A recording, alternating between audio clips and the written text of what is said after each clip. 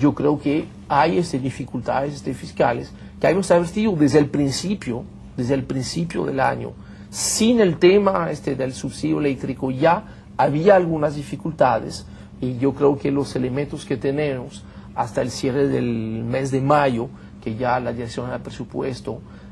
ha publicado los informes de gastos y de ingresos, cuando hacemos el análisis nos damos cuenta de que obviamente el segundo semestre va a pintar aún más difícil.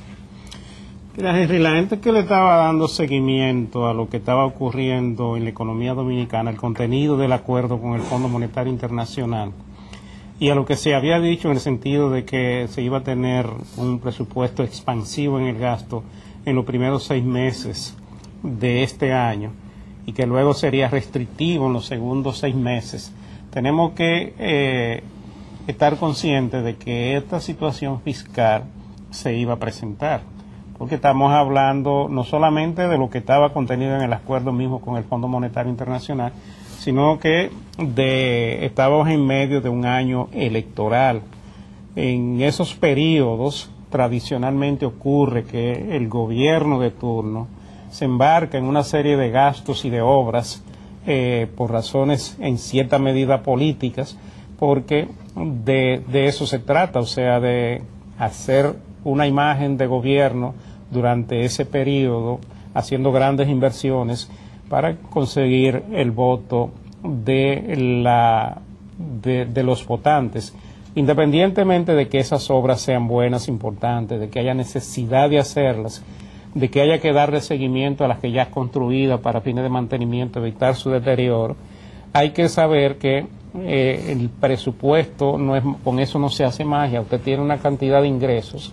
que están ya presupuestados para determinadas obras, para determinadas entidades, para determinadas secretarías, y entonces ahí hay que saber que si usted gasta durante un periodo del año por encima de lo que usted debería pagar, entonces el resto de ese año se va a tener algunos constreñimientos y algunas situaciones, a menos que usted lo que haga sea agrandar o hacer crecer el déficit fiscal.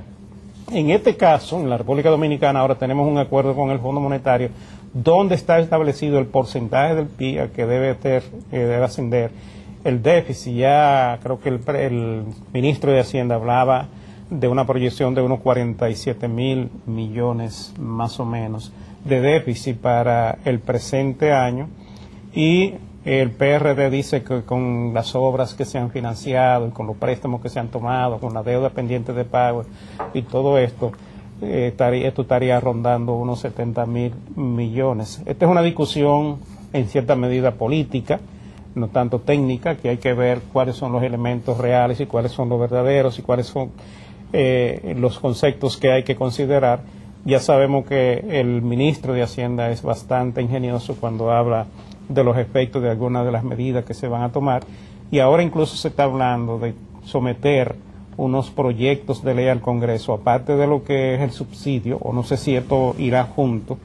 la modificación para quitarle un porcentaje de lo presupuestado a algunas entidades para completar el subsidio energético del presente año. También se está hablando de hacer recortes en algunos incentivos que se le dan a determinados sectores en términos fiscales. Esta va a ser una discusión bastante amplia, porque en la medida en que el gobierno, su ministro, comiencen a hacer recortes en determinados subsidios, las entidades y los sectores que se benefician de estos subsidios van a gritar, van a poner grito al cielo y van a utilizar todos los medios que tengan a su alcance para protestar y para evitar que se les afecte por esa vía. Pero además de eso está la discusión política de siempre, o sea, de hasta qué punto un gobierno, un partido de la oposición o más de uno ven que lo que hace el gobierno en términos de manejo de los recursos públicos es correcto o no lo es. Y entonces ahí viene la gran discusión y viene el gran tema, y se mantiene todo esto en los medios de comunicación. Lo cierto es que estas autoridades están en la obligación de hacer los ajustes que tengan que hacer para mantenerse dentro del acuerdo con el Fondo Monetario Internacional, porque eso sí que es peligroso y eso sí que es problemático. Que lo hagan de un lado, que lo hagan de otro, ya eso serán cuestiones de cuál de esos sectores es más factible, tal vez incluso políticamente, pero la verdad es que esos recortes vienen, y lo que uno desearía es que sectores como educación, sectores como salud, que son tan carenciados, donde hay tantos problemas que resolver, no se les afecte, que se corte, como dice tal vez el amigo Manuel Cabrera, presidente de la Asociación de Empresas Industriales de Herrera en la provincia de Santo Domingo. Él decía que los recortes deben salir del derroche rampante que prevalece en muchas instituciones públicas y de las obras no prioritarias que se levantan en distintas partes del país. Esto es aquí estoy citando al amigo Manuel Cabrera, porque ya él está avisorando, y eso es lo que yo percibo,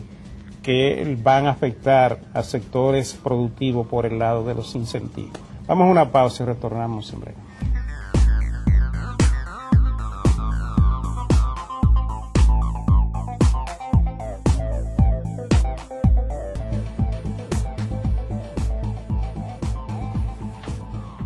Bien, ya regresamos con la tercera parte de la agenda económica del día de hoy. Agenda económica dedicada básicamente hoy al tema de cómo ajustar el presupuesto, de dónde se están haciendo los ajustes, por qué se están haciendo los ajustes, en qué medida eso puede estar afectando el ritmo de crecimiento económico. Interesante ver que si bien en la última línea, que sería o bien lo que se llama el balance primario, que es la diferencia entre los ingresos, incluyendo donaciones, y los gastos primarios, que son todos los gastos de nómina, de consumo, de inversión, con la excepción del pago de los intereses.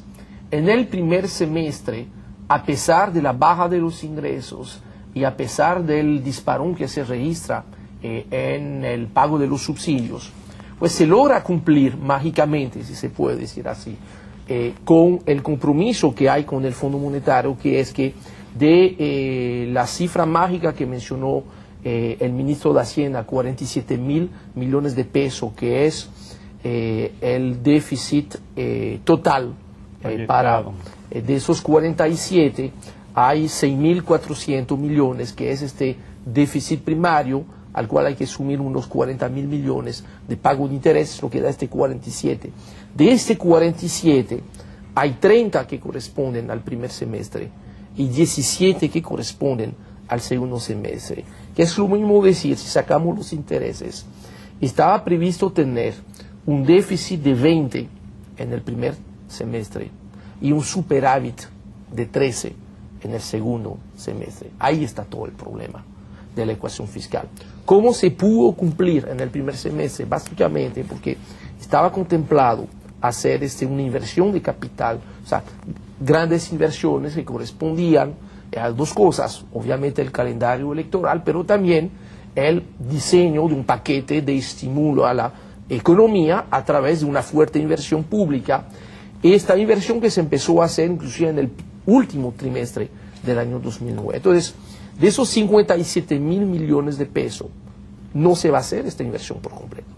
Se va a reducir 10 o 12.000 millones esta inversión para entonces poder cumplirse con el fondo. Lo que hubo de baja en ingresos, 5.000, 6.000 millones de pesos. Lo que hubo de sobregiro en la cuenta de nómina, que hay 1.500 millones de pesos por encima de lo que estaba comprometido con el fondo. Y lo otro que corresponde al subsidio, había obviamente mucho espacio en el primer semestre, 57.000 millones de las inversiones, para sencillamente no hacer las inversiones, postergarla para otro tiempo o atrasar el pago a los proveedores para cerrar la cuenta. El problema es que en el segundo semestre,